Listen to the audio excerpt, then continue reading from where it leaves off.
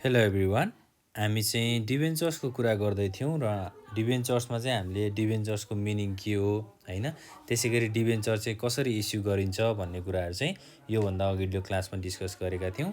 अब हामीले डिभेन्चर्सलाई चाहिँ इन्स्टलमेन्ट बेसिसमा चाहिँ कसरी इस्यु गर्न मिल्छ अथवा कसरी चाहिँ इस्यु गर्न सकिन्छ, यसलाई चाहिँ जर्नल इन्ट्रिजमा कसरी इन्ट्री गर्न सकिन्छ भन्ने कुराहरू डिस्कस गर्छौँ है। अब सेयरको क्लासहरू गर्दाखेरि सेयरको क्लासहरूमा चाहिँ हामीले के भनेका थियौँ त, सेयरलाई पनि हामीले इन्स्टलमेन्ट बेसिसमा चाहिँ इस्यु गर्छौँ भनेर भनेका थियौँ हैन। अब इन्स्टलमेन्ट भन्ने बित्तिकै यहाँ के कुरा आउँछ त, इन्स्टलमेन्ट है। इन्स्टलमेन्ट भनेको चाहिँ अब त्यसलाई पार्टमा छुट्याएर चाहिँ इस्यु गर्ने भनेर भनेको है। अब इन्स्टलमेन्टको पार्टहरूमा चाहिँ के हुन्छ त, जस्तै फर्स्टमा चाहिँ issue of debenture at par है। पार भ्यालुमा एउटा डिभेन्चर इस्यु गर्ने भयो। त्यसै गरी अर्को के भयो त, issue of debenture at premium हैन। डिभेन्चरलाई चाहिँ प्रिमियममा पनि इस्यु गर्ने रहेछौँ। त्यसै गरी अर्को के छ त, issue of debenture at discount है। यो तीनटा कुराहरू भयो। अब इन्स्टलमेन्टको कुराहरू गर्दाखेरि चाहिँ हाम्रो पार, प्रिमियम र डिस्काउन्ट त छँदै नै छ। र मेन कुरा चाहिँ इन्स्टलमेन्टमा के हुन्छ त, एउटा हुन्छ एप्लिकेसन हैन, अर्को हुन्छ के त एलोटमेन्ट, र फाइनल्ली के हुन्छ त फर्स्ट एन्ड फाइनल कल। अब सेयरमा पनि हामीले यही कुराहरू गरेको थियौँ हैन। जस्तै सेयरहरू चाहिँ हामीले जेनरल पब्लिकमा सेयरहरू इस्यु गर्नको लागि सबभन्दा पहिला चाहिँ एप्लिकेसन रिसिभ गर्थ्यौँ है। एप्लिकेसन रिसिभ गरिसकेपछि अब कति अमाउन्टमा सेयरहरू चाहिएको छ भन्ने कुराहरू थाहा हुन्थ्यो हैन। त्यो कुराहरू थाहा भइसकेपछि त्यसलाई एलोटमेन्ट गर्थ्यौँ, भनेको सेयरलाई चाहिँ बाँडफाँड गर्थ्यौँ। र त्यसै गरी लास्टमा चाहिँ के गर्थ्यौँ त, सेयर होल्डरहरूलाई चाहिँ फर्स्ट र फाइनल कल गर्थ्यौँ। अब डिभेन्चरको प्रोसेसहरूमा चाहिँ हाम्रो मेन इन्स्टलमेन्टको कुराहरू चाहिँ हाम्रो यहाँ आउँछ है। इन्स्टलमेन्टको कन्सेप्ट चाहिँ यही हो है, तीनटा एप्लिकेसन, अलटमेन्ट र फर्स्ट एन्ड फाइनल कल। अब हामीले एप्लिकेसन मनी रिसिभ गरेर सेयरलाई बाँडफाँड अथवा डिभेन्चरलाई चाहिँ बाँडफाँड गरेर फर्स्ट र फाइनल कल गर्छौँ भन्ने कुराहरू चाहिँ यहाँ दिएको छ। अब एउटा क्वेसन्सबाट पनि हामीले यसलाई चाहिँ सल्भ गर्न सक्छौँ अथवा एउटा न्युमेरिकलबाट पनि यसलाई हेर्न सक्छौँ है। अब हामीले पार भ्यालुको कन्सेप्टमा चाहिँ एउटा इक्जाम्पल लिउँ हैन। एप्लिकेसन मनी कति रिसिभ भयो हैन, डिभेन्चर कति रिसिभ भयो, त्यसै गरी अब डिभेन्चरमा कति एलोटमेन्ट गर्ने र फर्स्ट र फाइनल कल कति गर्ने भन्ने कुराहरू छ। सेयर र डिभेन्चरको चाहिँ लगभग हाम्रो फर्मेटहरू पनि एउटै हो र जर्नल इन्ट्रिज बनाउने प्रोसेसहरू पनि एउटै नै हो है त। ल अब यो एउटा क्वेसन चाहिँ के छ भन्दा, जस्तै हाम्रो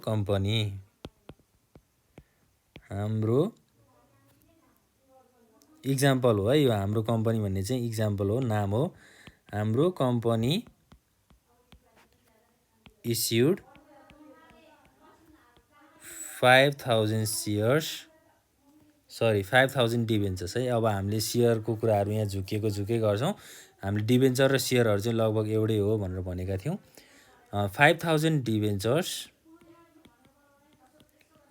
अफ ₹100 इच है। अब 5000वटा हाम्रो 5000 चाहिँ डिभेन्चर्स रहेछ। एउटा डिभेन्चरको चाहिँ कति रुपियाँको दरले छ, 100 रुपियाँको दरले छ भनेको। अब अन एप्लिकेसनमा चाहिँ कति रुपियाँको दरले छ, ₹15 है। त्यसै गरी अन एलोटमेन्ट, अब बाँडफाँड गर्ने बेलामा चाहिँ कति रुपियाँको दरले बाँडफाँड गरेको छ, 25 रुपियाँको दरले चाहिँ बाँडफाँड गरेको छ। र हाम्रो फाइनल कल है, अब फाइनल कलमा चाहिँ कति छ त, अन फर्स्ट एन्ड फाइनल कलमा चाहिँ कति रुपियाँ छ त, 30 रुपियाँ छ है, 30 रुपियाँ। ल अब डिबेन्चरहरू चाहिँ हामीले इस्यु गर्नु पर्यो है। यसको जर्नल इन्ट्रिज बनाउँदाखेरि चाहिँ के हुन्छ त, अब हामीलाई रिक्वायरमेन्टमा चाहिँ जर्नल इन्ट्रिज बना भनेर सोध्छ है। रिक्वायरमेन्ट्समा चाहिँ जर्नल इन्ट्रिज। ल अब जर्नल इन्ट्रिज हाम्रो कम्पनीले चाहिँ 5000वटा डिबेन्चर इस्यु गरेको छ र एउटा डिबेन्चर चाहिँ कति रुपियाँको दरले छ, हाम्रो 100 रुपियाँको दरले है। अब एप्लिकेसन मनीमा 15 रुपियाँ छ, एलोटमेन्ट मनीमा 25 रुपियाँ छ र त्यसै गरी फर्स्ट एन्ड फाइनल कलमा चाहिँ कति छ त, 30 रुपियाँ छ। भनिसकेपछि अब सेयरको कन्सेप्टहरू सम्झ्यौँ हामीले। जर्नल इन्ट्रिज है, डेट भयो, पार्टिकुलर्स, लेजर फोलियो नम्बर भयो, डेबिट अमाउन्ट र क्रेडिट अमाउन्ट है। अब फर्स्टमा त हामीले सेयर एप्लिकेसन दिन्छौँ हैन। एप्लिकेसन दिइसकेपछि के हुन्छ त, मनी पैसा रिसिभ हुन्छ। पैसा रिसिभ हुनु भनेको के हो त, ब्याङ्क अकाउन्ट चाहिँ डेबिट हुनु हो हैन। पैसा कहाँ आउँछ त, ब्याङ्कमा आउँछ। 5000 इन्टु ₹15, किनभने अब एप्लिकेसनमा कति रुपियाँको दरले छ त, 15 रुपियाँको दरले छ। 5000 इन्टु 15 भनेको कति हुन्छ त, 75,000 चाहिँ डेबिटमा भयो। To debenture application. अब सेयर भएको भए हामीले सेयर एप्लिकेसन लेख्थ्यौँ, डिबेन्चरको कुराहरू भएर हामीले डिबेन्चर एप्लिकेसन लेख्यौँ। अब बिइङ के लेख्ने त, यहाँ being debenture application money receive हैन। डिबेन्चर एप्लिकेसनबाट चाहिँ के रिसिभ भयो त, पैसा चाहिँ रिसिभ भयो भनेर बुझ्नु पर्यो। डेबिटमा 75,000, क्रेडिटमा नि कति त, 75,000। अब हामीले ब्याङ्कमा जम्मा भएको पैसालाई चाहिँ केमा ट्रान्सफर गर्नु पर्यो त, डिबेन्चर अकाउन्टमा ट्रान्सफर गर्नु पर्यो।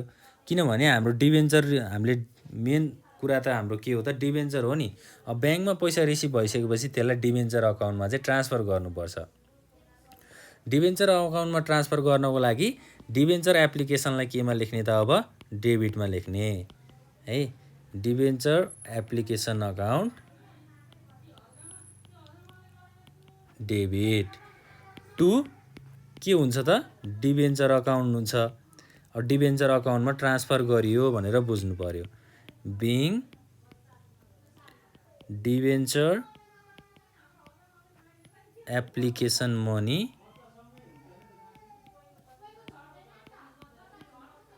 Transfer to debenture account.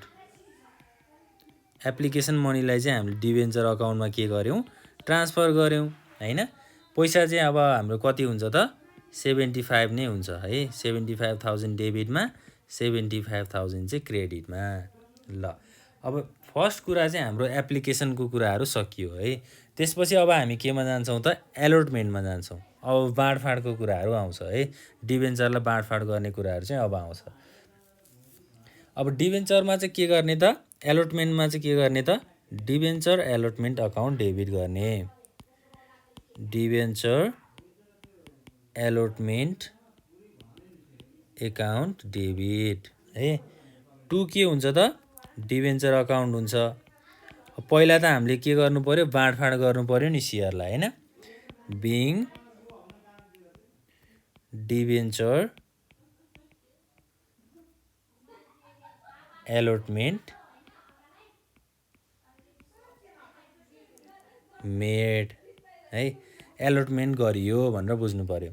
अब एलोटमेन्ट कति गरियो त, 5000 इन्टु हाम्रो एलोटमेन्ट मनी चाहिँ कति छ त, माथि क्वेसन्समा 25 रुपिस छ भनेपछि 5000 इन्टु 25 गर्नु पर्यो र अमाउन्ट कति हुन्छ हाम्रो, 1,25,000 डेबिट, 1,25,000 चाहिँ क्रेडिट।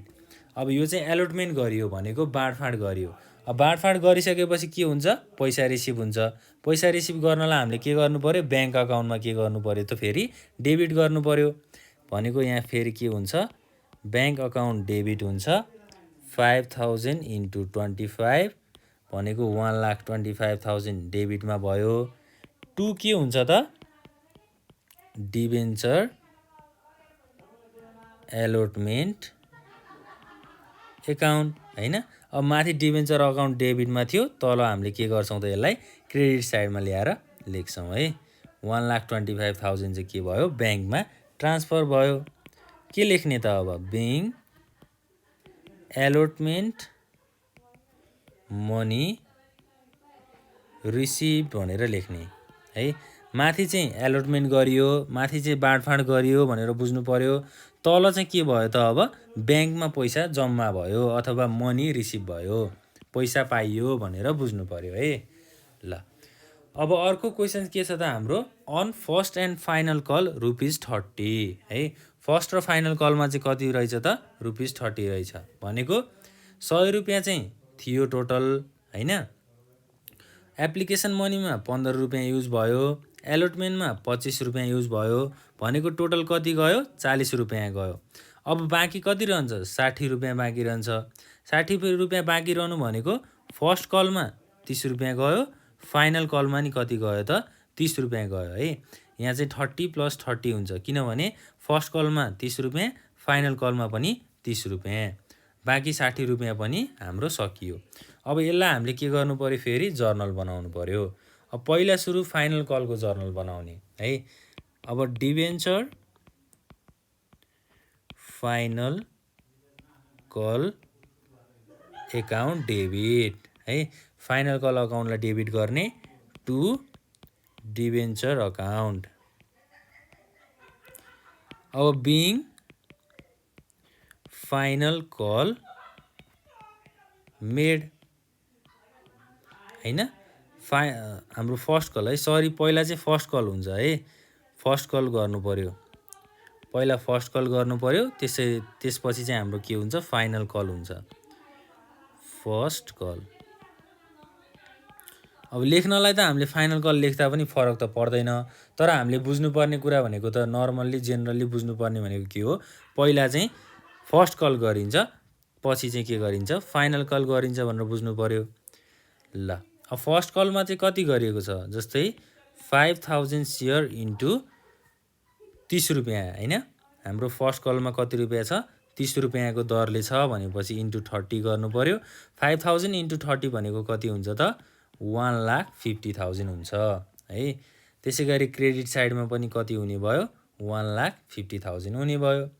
अब फर्स्ट कल गरिसकेपछि हैन, फर्स्ट कल हामीले दिइसकेपछि अब के गर्नु पर्यो, ब्याङ्कमा पैसा रिसिभ हुनु पर्यो भनेपछि ब्याङ्क अकाउन्ट डेबिट गर्ने है।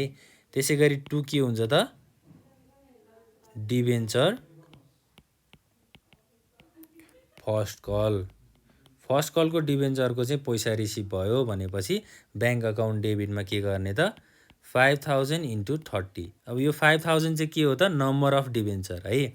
Number of debenture into per debenture value भनेको 5,000 इन्टु 30 भनेको के हुने भयो त 1,50,000 भनेको 1,50,000 हुने भयो डेबिट र क्रेडिटमा। बिङ के लेख्ने त first call money receive. First call पैसा चाहिँ के भयो त पाइयो अथवा रिसिभ गरियो भनेर बुझ्नु पर्यो है।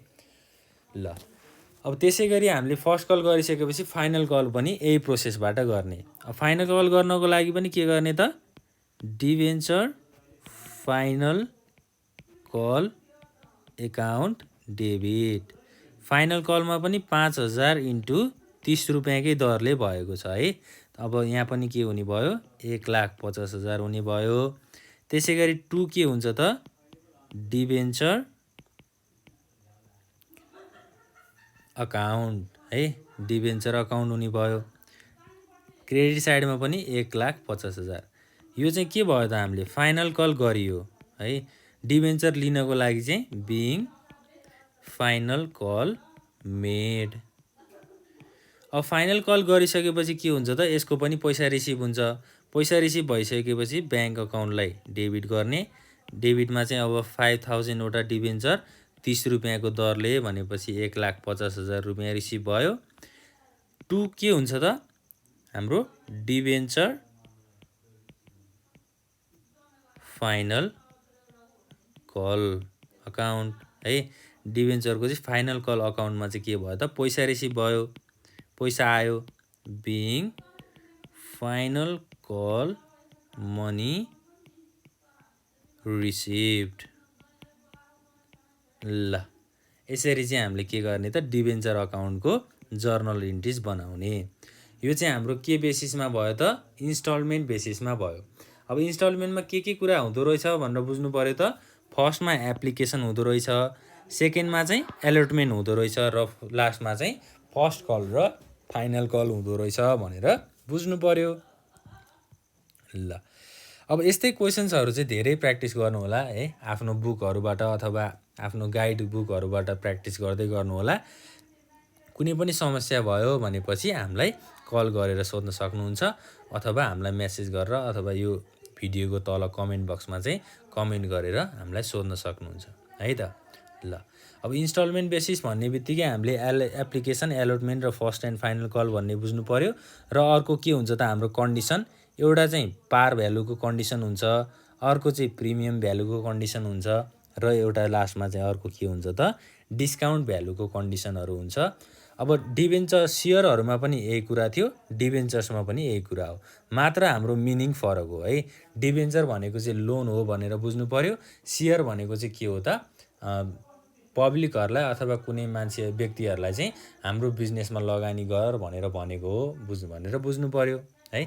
डिबेन्चरलाई चाहिँ हामीले पछि के गर्नुपर्छ त रिटर्न गर्नुपर्छ अथवा तिर्नुपर्छ। डिबेन्चरको चाहिँ हामीले इन्ट्रेस्ट पनि तिर्नुपर्छ भनेर बुझ्नु पर्यो।